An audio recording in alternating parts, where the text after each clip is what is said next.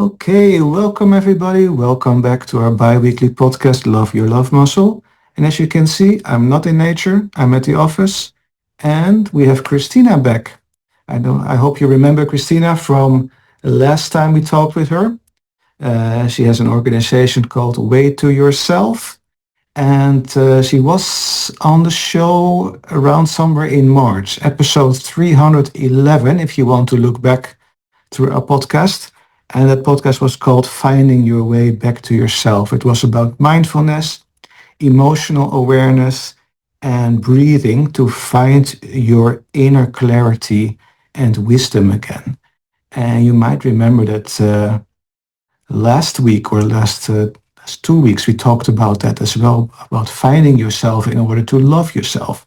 So if you want to go to that podcast session, to that episode, uh, look back to our previous previous podcast about finding yourself in order to love yourself. A little bit about love and relationships we're going to talk about to Christina today. But first, a little service announcement.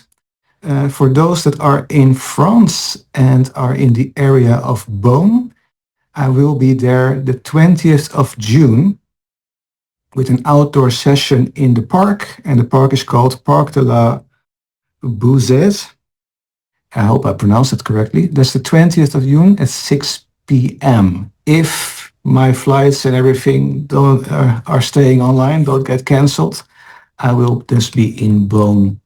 Lovely heart-focused meditation in the park, a little bit like we did last year.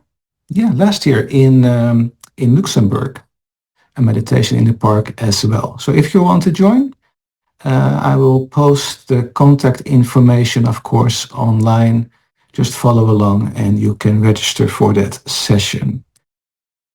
Also, before we got started, as always, when we have a guest, and out of respect for our guest, I want you to stay online and stay focused because our guests always have wonderful, important information that you can learn from, that you can use in everyday life.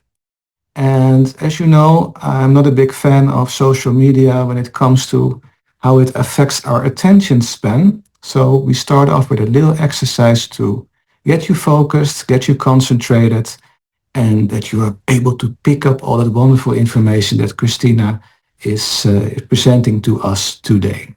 So just sit up straight and take a nice deep inhale through your nose.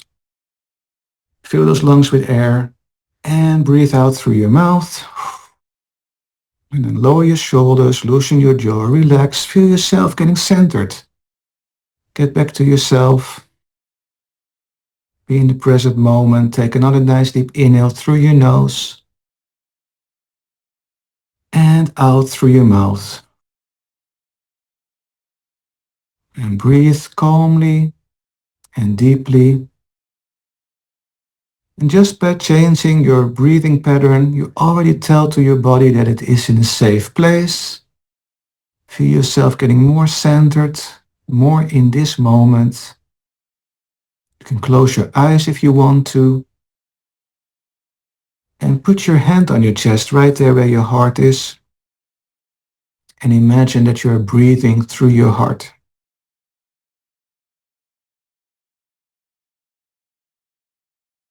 Just a few breaths, just imagine breathing through your heart. Just to calm our nervous system down, to relax our body, relax our mind.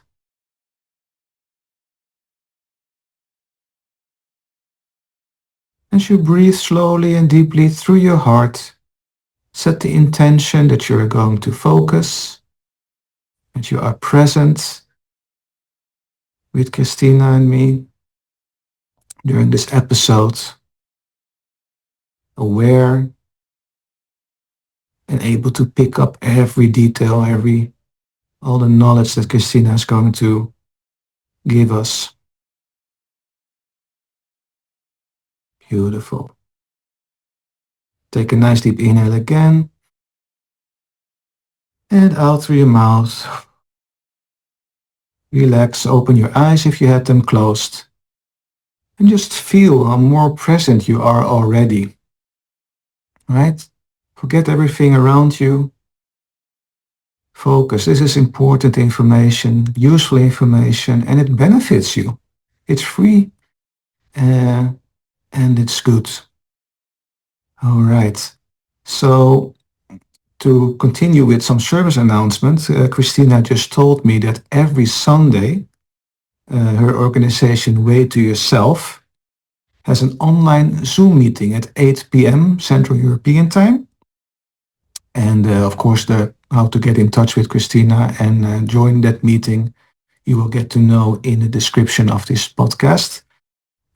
Make sure at least to send a message that you are joining so she can get back to you in case something happens and she has to postpone the meeting or uh, uh, cancel it or whatever. The meeting is about ancient Tibetan relaxation. So that's pretty interesting, right? Especially those that have are following along with the podcast. You know that I'm talking a lot about Tibetan, about Buddhist. So it most likely resonates with you that are watching or listening as well. So, hi, Christina. Sorry for talking so much. Hello, thank you so Hello. much for this possibility today and to be here for sharing and giving some insight. Thank you so much for organizing this beautiful podcast. My pleasure, and it's good to have you back on board. And you have always so much interesting to say and so much knowledge to share. So, and we talked a little bit beforehand. And we are going to talk about relationships. And as we had just did a short session or a short technique to stay focused, and like I said, people's attention span is getting shorter and shorter the more we are online and connected to the world through the internet. How does that affect relationships? Do you notice something like that when you have clients or workshops about relationships? Thank you so much for this question. In fact, our online life, how I call it, affects a lot our private life as well, our relationships. It doesn't matter if it is the relationship to a partner or to a family member, the family itself for sure. And there are some habits already to see, and as well, of course, challenges which are appearing. Do you have some examples of what you see in, for example, personal relationships? People that come with their partner to see you and want some advice. What do you see is the trend there? Well, it often happens that people after their work, they come back home. If they are living together, then one maybe expects they have the evening together. They can share the dinner. They speak about the day, whatever happened. And the other one maybe is not aware of this and just think as it happens often that people they have in their mind being online, maybe in social media, it brings you relaxation, but it is not, of course. And so when one is with the phone, with the social media, it can affect, of course, like the other person in the relationship a lot. And instead of relaxation, it can bring a lot of like challenges at the end. I think that's interesting that people want to go online and browse the internet out of relaxation. Mhm. But when you think about it, if I think people should try one time, like how we have been so addicted to the internet, to being online. I compare it to smoking cigarettes. Mhm. Some people smoke cigarettes because it relaxes them, but all the ingredients in the cigarettes are not relaxing at all. Mhm. They're not. It's just a habit, or that people think they're getting relaxed smoking cigarettes. And I think the same is happening with our online presence. Like, oh, we have to be online, scroll through our Instagram feed and relax with that. But people should notice how agitated you can get, how triggered you can get from especially social media posts. And that's also the reason why social media companies exist. They want to trigger you to do things, to think about things. They want to make you think in a certain direction. And if people would do you recommend that if you meet a couple that's in such a situation, do you say to them like, you know what, arrange for one evening this week to not be online and sit together, read a book or talk about something, maybe play a board game or watch a movie that you both like? Do you recommend something like that? And uh, do you ask them to notice the difference in how they feel? It happens, yeah, that I Mhm. recommend to do like this, that they have an agreement to spend the time together. However, it looks like if they really just have a conversation and talking about their everyday life, or if they have a game, a board game, as you called. But often I give as well the advice that people should go more often in nature. Yeah. We should Mm. go out in nature. Go on a walk together. Yeah. Yeah, Yes. I love that. That's good. Yes. Oh, nature is. I was just thinking about it. Like when you were talking, I was thinking, how do I actually relax? But I relaxed yesterday, for example, after work. I went out into the garden Mhm. and cleared the garden for some rubble and some twigs and everything that was laying around still. And it's working, but it Mhm. felt so relaxed. But it's just because you're out in nature, fresh air, Yeah, even if you do something, if you even, I guess maybe if a couple would fancy go jogging together, running together, it would be just as relaxing, I guess. for sure, for Mhm. sure. Yeah, it can So have a very good effect, like on their own life, and of course on the relationship as well. Mhm. how does that affect family life? I guess in the same way. If you have a family with kids, for example, and the kids are always in their bedroom where they have a computer and they're always online and gaming, is that the same thing? Well, it's similar. If they have their own bedroom and they are gaming there, then it's already good luck, let's say, because very often it happens that families are together on a table. For example, in the lunchtime or in the dinner time, and somebody is online. Like during the meal, they don't speak with each other. They are like hanging around on their phones and doing games or messages, and of course it brings something with it. If they are playing in their room, then it's already different, but let's say for example, the generation, I guess you're probably similar.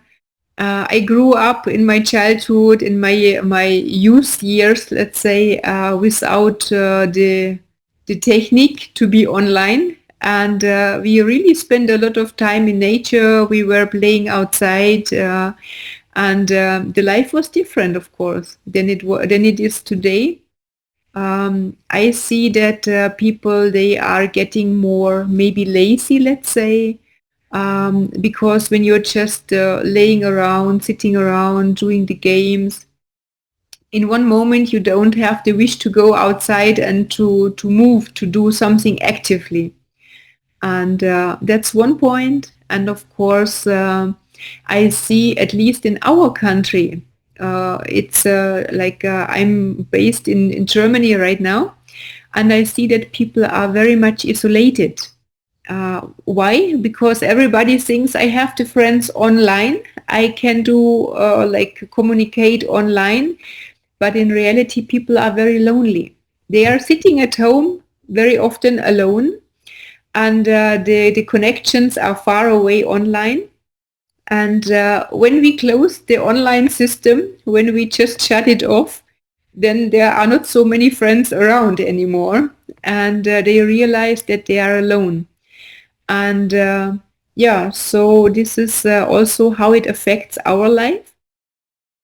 Even like families, a lot of families, they are separated, they are splitted because children in one moment they leave the city, they go far away for study, maybe never come back after because they find their partner, their love in another city or even another country. And so, yeah, even families, they are splitted, and it brings changes, a lot of changes. Yeah. It's a, that's true. That's true for my life as well. I originally grew up in the Netherlands and moved to Norway for work. Okay. And then right away you build up a new social circle, of course. But families get splitted, right? I talk to my dad every week, but it's different than visiting him every week, right? It's online, but still. And on the other hand, it's nice that we have this technology to stay in touch, but it's not the same. And funny enough, though, you really learn who your best friends are. Mhm. I haven't seen one of my best friends in 18 years until last year, Mhm. and it was like we've never been apart. We Understand. met, we met. He had a wife, his kids, etc. So a lot of things have changed, and the only contact we had was maybe twice a year, a card, a Christmas card or an email, like how are you doing, this and that. But the moment we met again, we went out to dinner, went back to his house, and we just started talking and talking. It was like we never were apart. It was such an interesting experience. Um, and later on, I talked to a colleague of mine who is originally from Denmark. He also moved from Denmark to Norway for work, and he said, "Oh, it's so difficult to have real best friends in Norway." And I had to, and I was thinking about, yeah, but how do we make friends now? Now we are older, Mhm. because I had the same, I would say, issue, but the same experience. Like, yeah, you get acquainted with people and you become friendly and friends, but like that really best friend relationship isn't there with now we have moved to another country. And I don't know what your opinion is, but my thought about was like, if the people you grow up with, for example, through school especially, Mhm. or your study on university, when there is a period in your life where you experience growing up with other people, Mhm. then you get more, then you get become really best friends with some of them. Like the connection is there because you've experienced together something like growing up together. Mhm. While when you move as an adult to another country, uh, there isn't like you're already grown up, you're already there.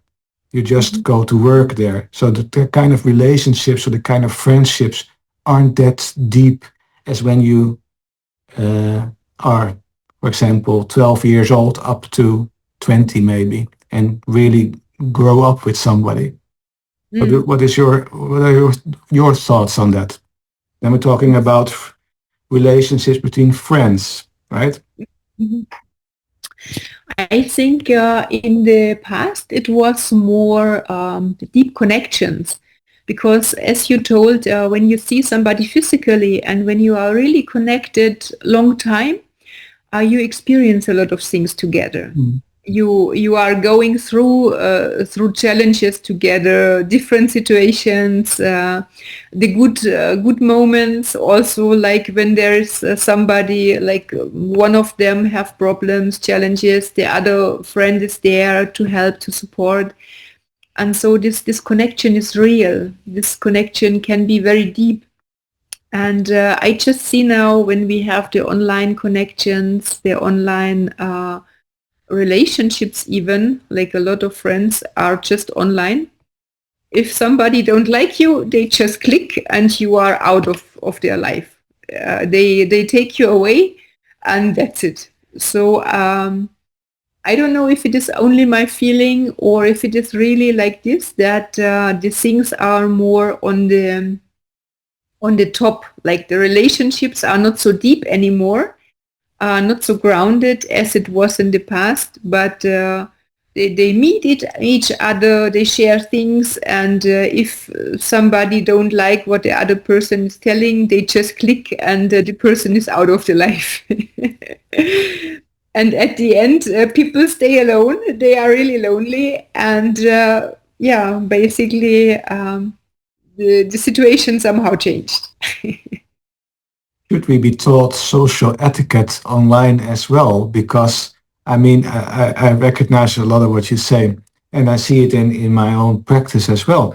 If I get people to my meditation classes, offline meditation classes, like it's not even online, Mhm. uh, the moment I say something that is not that they misunderstand, or I say it a little bit wrong, and they kind of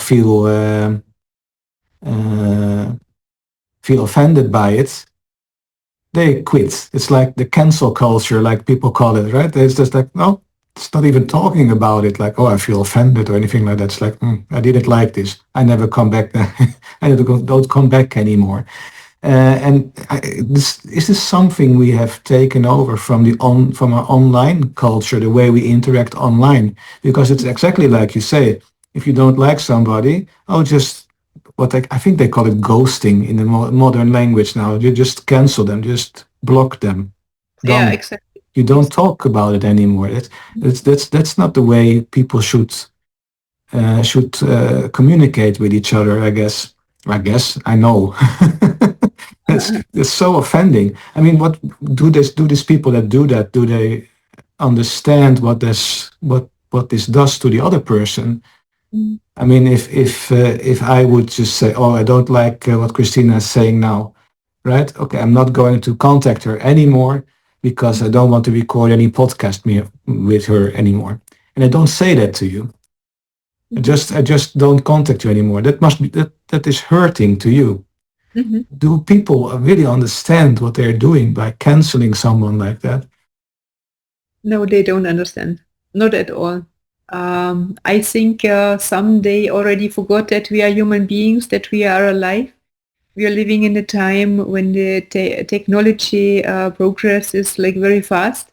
We're living in the time of the AI, and not everybody is a robot. We are still alive, and so I think they are not aware what they are doing, and that we have feelings, we have emotions, and it's affecting. It's like doing something with a person, and I guess someday they stay really alone. They remain alone, and they cultivate a lot of sadness. Maybe get even into depression because of such situations. And others, maybe they go to negative emotions. Like they're getting angry, or like other situations happening, things which also were not there before, but now it's coming to the life and very much affecting. And yeah, I think we should really think about our way of life, our lifestyle, and where we want to see us in a few years, where we want to see our relationships in a few years. If I have a partner around and I have a physical contact, and I have to go through a lot of challenges, like really difficult situation, it brings, I guess, a couple more close. Like there is a more deep connection. You understand already the other person on another level. Let's say it's just not something on the top, like when you think, okay, today it's my partner, tomorrow I can quit and go out of this relationship, but you already think differently. And already, like in ancient times, people, they told, when you're facing the challenges, it always like change your life. And of course, if you have a person close and when you're facing the challenges together, it brings somehow closer. Yeah, Yeah. exactly. And in today's date, you touched upon AI.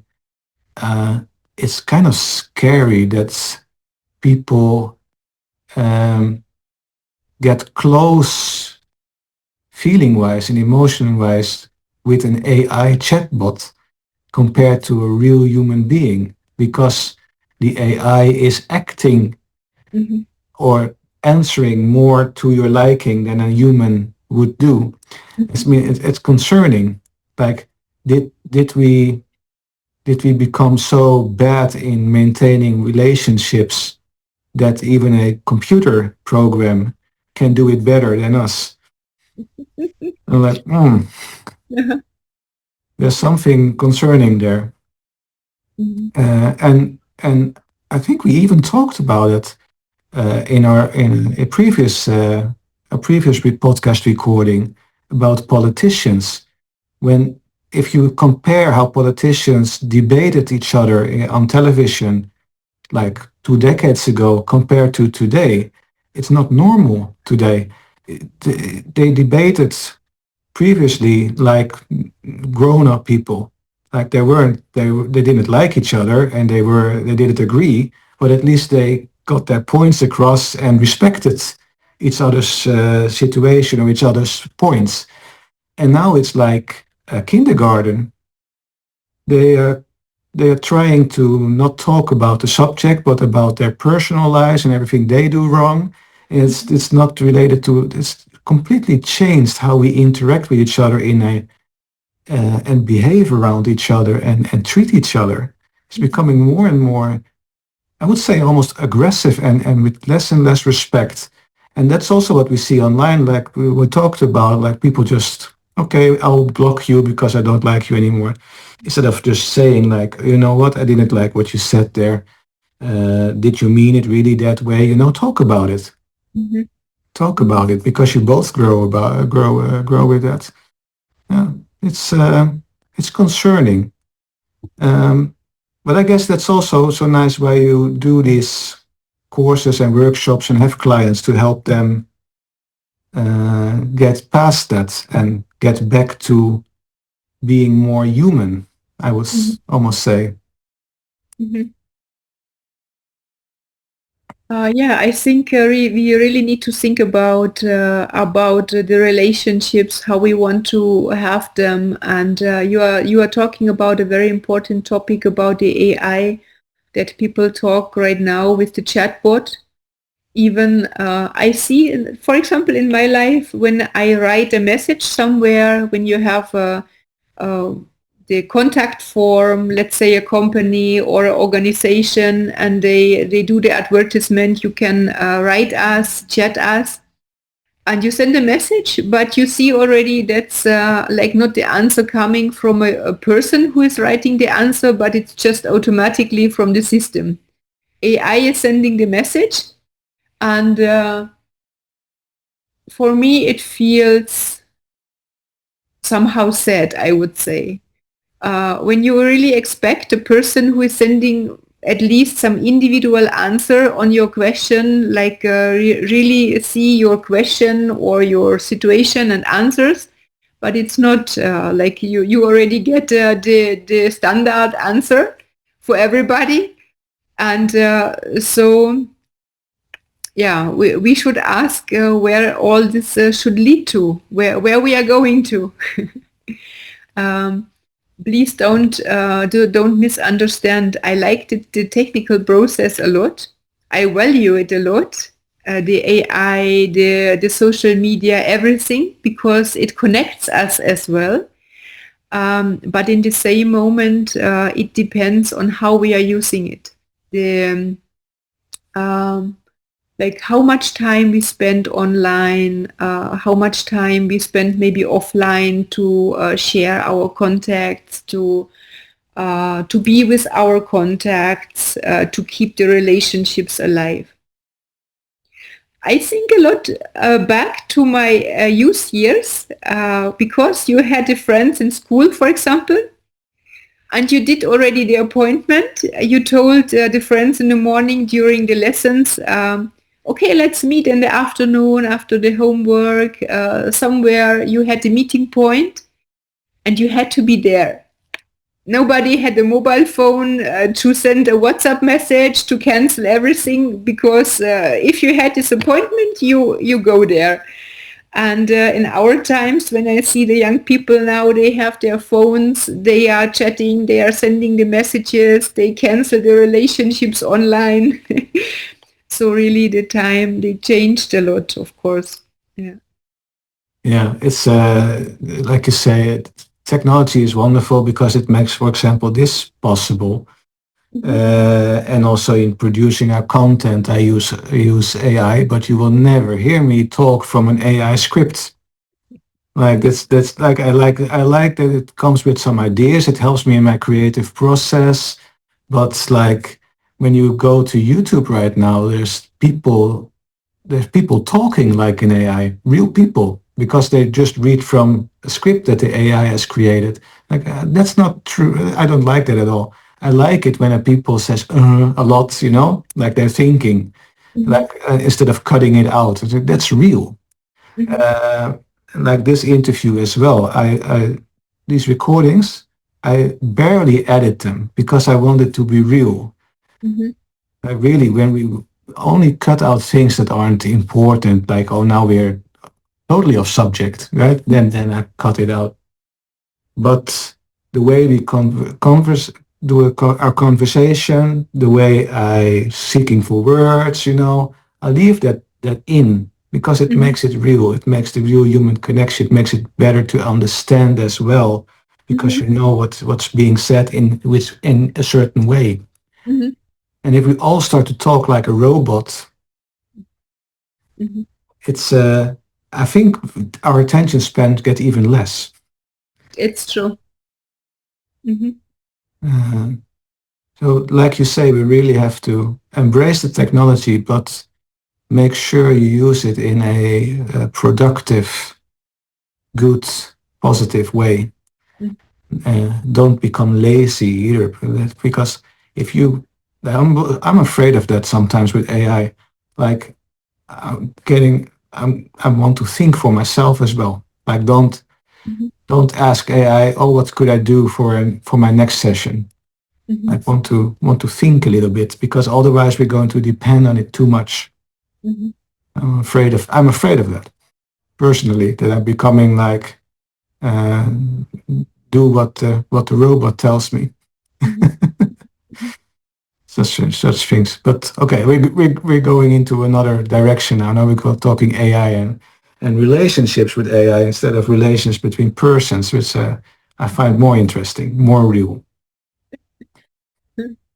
This like these online meetings you have now on Sundays. Those are online. Do you also notice that when you have offline meetings and meet people for real, that there's a huge difference in how people interact with each other, and if people also learn much more between online and offline courses and workshops and presentations? I have a feeling that when you do the things in presence, like when it is really the live class, it is more alive, of course. Not only live, it's alive because people are physically there. You can communicate. You can have another connection, another.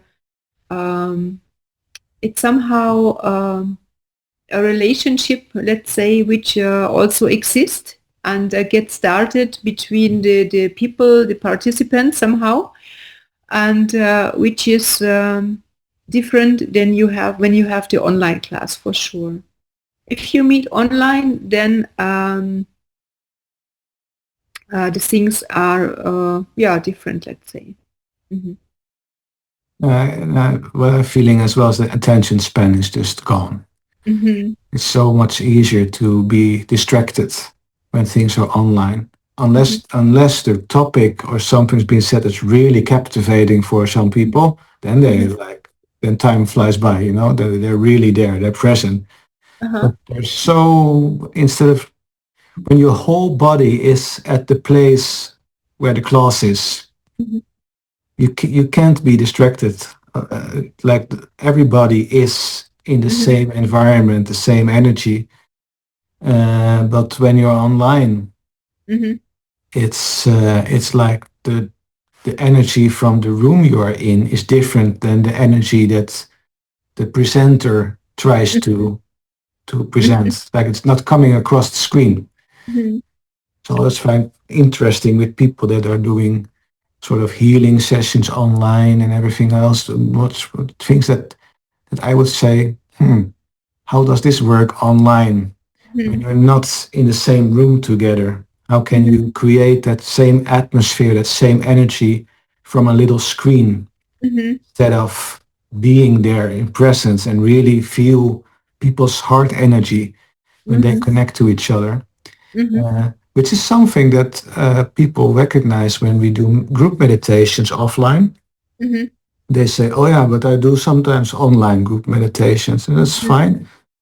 Nice. Do you like it? Yeah, yeah." And then we do a session offline together, Mhm. only with maybe 6 or 8 people, and like, oh wow, Mhm. yeah, because it's different. Your whole being is Mhm. in the meditation together with the other people, and you all strengthen each other with your heart's electromagnetic field. And I'll explain about that then.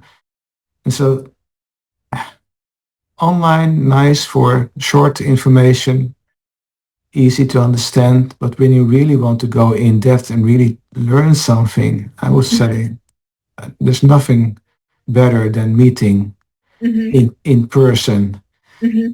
and be together and not only hear the information or see the information, but also be able to feel it. Mhm. Mhm. Do you think about that?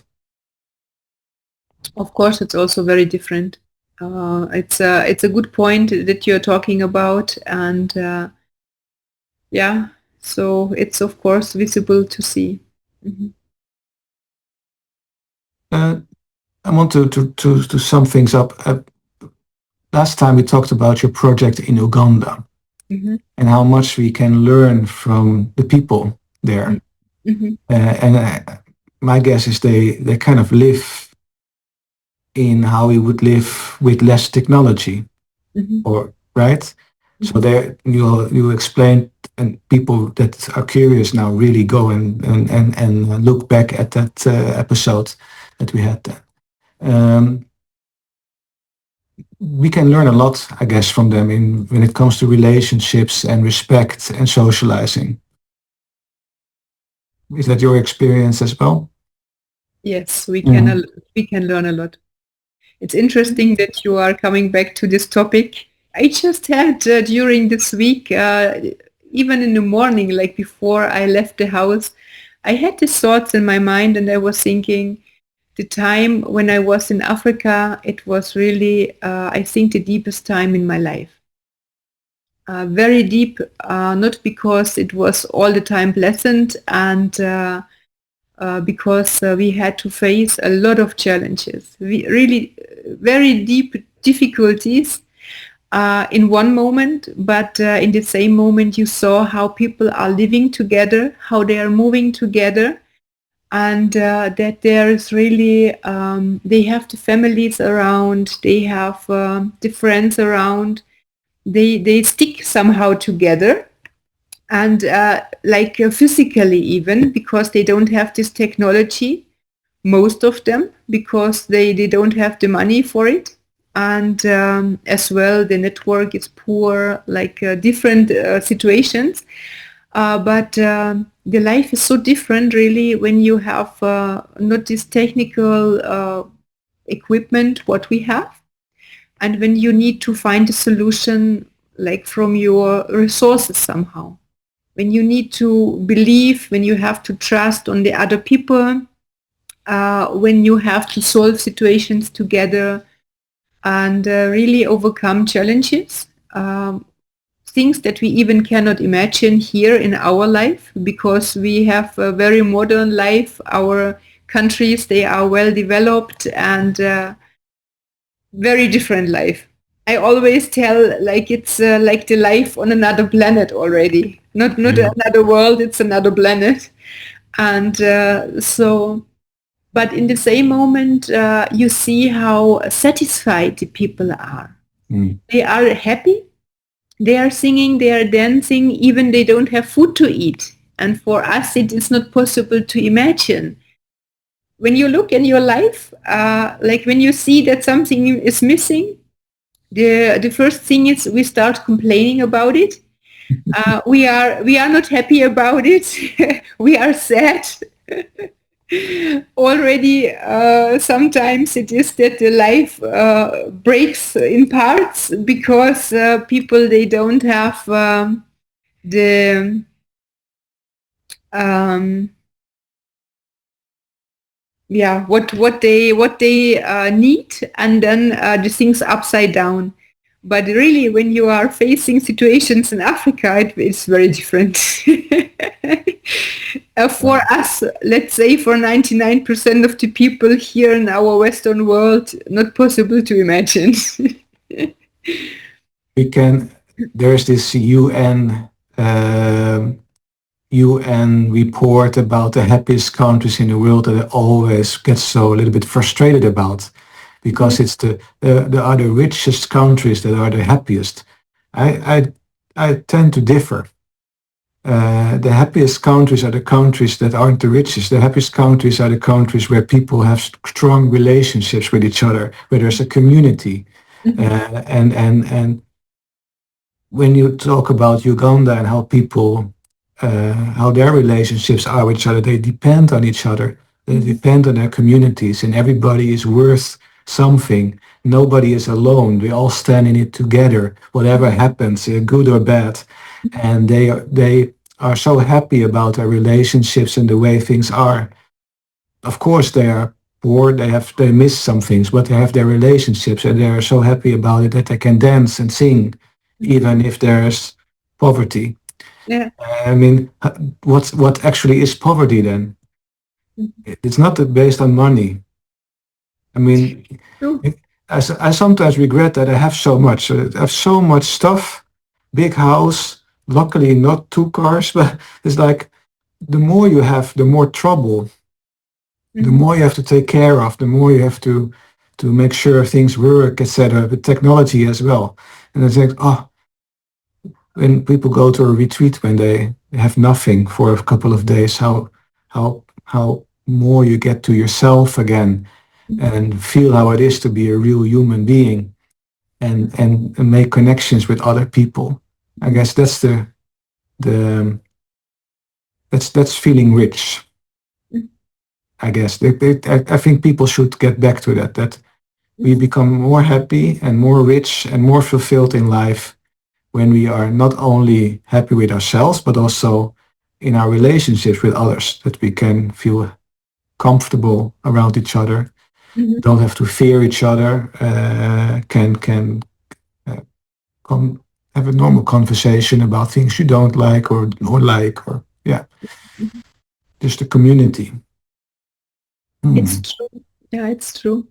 What I realized, for example, it's a very beautiful example. When I came my first time to Africa, to Uganda, for me it was a shock when you cannot use your technical things as usual, and especially, of course, when people don't have the experience there. Can you imagine that for people it's not common to have an email address? Hmm. It's not like common that they know a computer. Yeah. And so you're really coming in another world, and you have to be how to say, like adapted to the situation as well.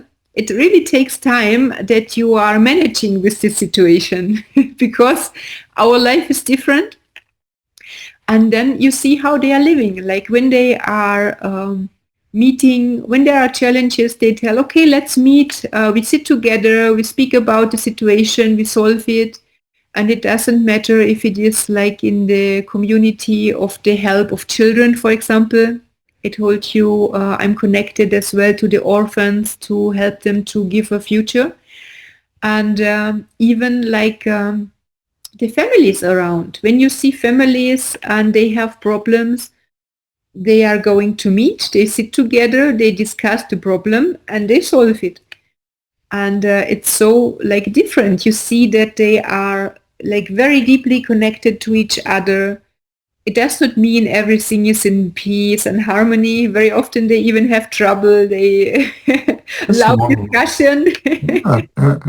but at the end, the things are solving, Yeah. and these people they're getting more close. Like the relationship gets more strengthened, and yeah, it's somehow different than our online life. What we have here right now, very different. Yeah. And the trend of behaving in real life like more online, like canceling because of, yeah, that sort of thing. Okay. Again, we can learn so much from the people from Uganda, and I guess other countries as well, like South America, have similar types of cultures and communities where they don't have the richness of electronics or a lot of that sort of stuff, but they have the richness of the community they live in, their relationships. Wonderful. Okay, uh, I want to wrap it up. Thank you so much, Christina. And for those that are still with us, thank you for joining us all the way to the end. I hope you learned a lot from what Christina had to tell.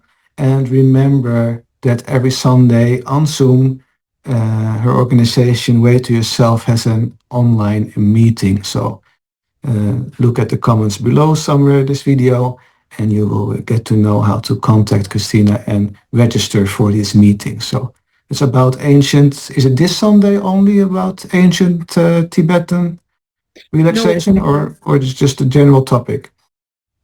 we do it every week. It's Mhm. basically some session of the relaxation, the ancient Tibetan relaxation, really to recover the whole system, the whole body, um, and as well, like those who are coming regularly, they will see the difference that it really affects the body and our mind as well in a positive way. And we also have the offline classes, of course, but we can give like the individual appointments then. Mhm. Okay, great. Well, at least for those that are listening and watching, check it out. And also go back to halfway in March to an episode 311 of this podcast, where you can learn more about Christina's organization, Way to Yourself, and all she has done in Uganda, and how much we can learn from people from Uganda as well. Okay. Thank you so much, everyone. I hope to see you back next time. Take good care. Namaste. Thank you so much for this session, for our meeting, and I'm looking forward to see you all again. Wonderful. Thank you so much.